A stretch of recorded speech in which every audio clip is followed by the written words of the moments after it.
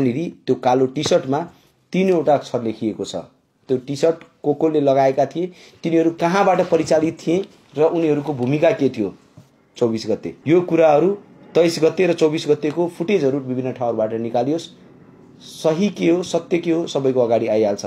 देश अहिले संकटमा छ, अन्तर्राष्ट्रिय शक्तिहरू पुरै सक्रिय छन्। रातारात बालुवाटारमा ढोका खोलिन्छ एम्बेसीको गाडीको नाममा। त्यो गाडीहरू रातिको 12 बजे प्रधानमन्त्री कार्यालयमा के गर्न जान्छ, यो प्रश्न सोध्ने कि नसोध्ने। केही इमर्जेन्सी नै थियो भने त्यो जनताको अगाडि, यो देशको अगाडि राख्नु पर्यो।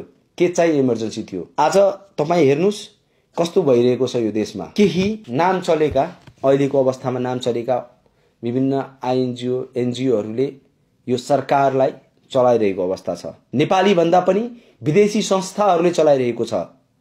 यहाँ 23 गतेको शान्तिपूर्ण प्रदर्शनमा पानी बाँड्नेहरू अहिले मन्त्री बाँडिरहेका छन् र यी सबै कुराको प्रमाण छ हामीसँग। यदि मैले त्यो प्रमाण अहिले राखिदिएँ भने म मात्रै असुरक्षित हुँदिन, मान्छे पनि असुरक्षित हुन्छ। हाम्रो पत्रकारिताको एउटा धर्म छ, सूचना दिनेलाई सेक्योर गर्नुपर्छ, सुरक्षित राख्नुपर्छ। तर यति बोलिरहँदै म त टार्गेटमा परेँ, म टार्गेटमा परिसकेँ। ढुक्क हुनुहोस्। अब मेरो सुरक्षाको ग्यारेन्टी रहेन, यति चाहिँ ग्यारेन्टी नै भयो। आज मलाई लाग्यो बोल्नुपर्छ।